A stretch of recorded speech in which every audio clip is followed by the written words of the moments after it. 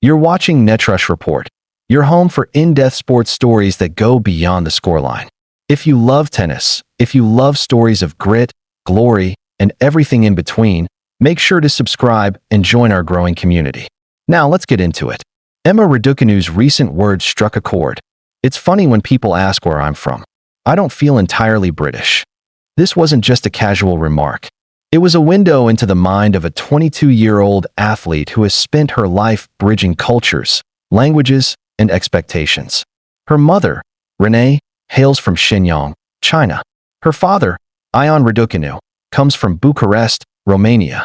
Emma herself was born in Toronto, Canada, before her family eventually moved to the United Kingdom, the country she now represents on the tennis stage.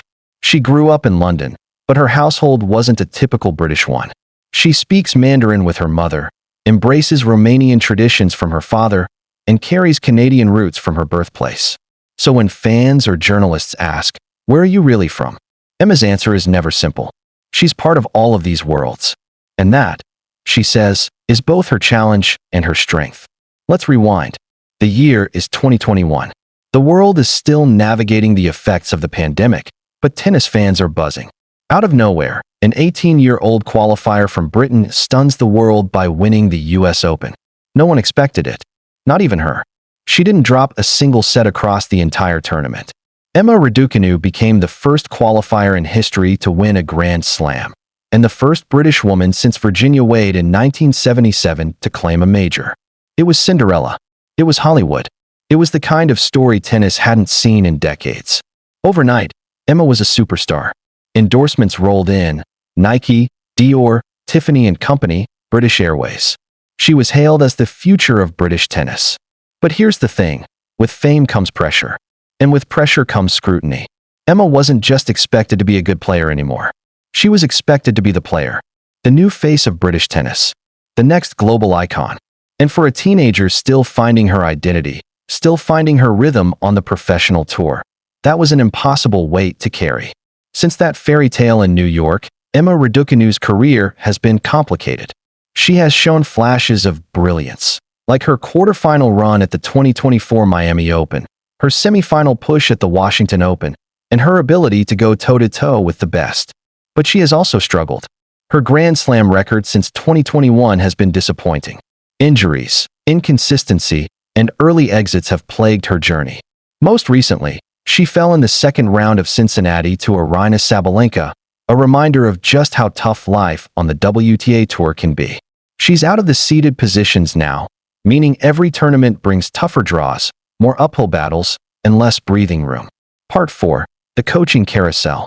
One of the biggest talking points about Emma Raducanu has been her constant coaching changes.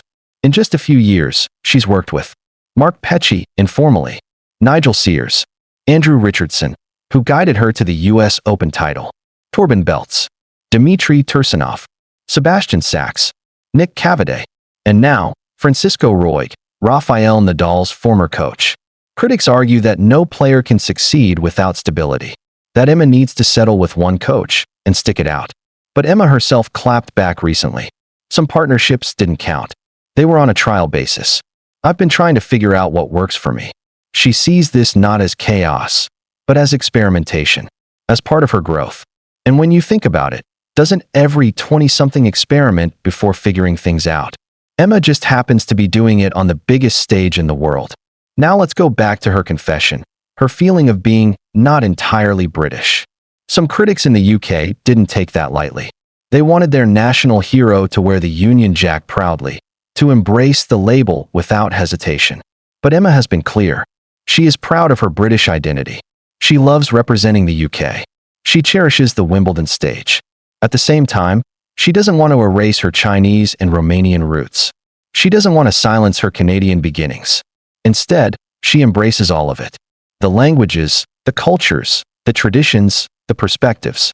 She sees herself as a citizen of the world, someone shaped by many influences, not just one flag. And maybe that's why she resonates with so many young fans today. In an increasingly global world, Emma Raducanu isn't just British. She's a mosaic of identities. And that's powerful. So what's next for Emma Raducanu? She's gearing up for the US Open again, the stage of her greatest triumph. the tournament where it all began. She's no longer the underdog. She's no longer a surprise.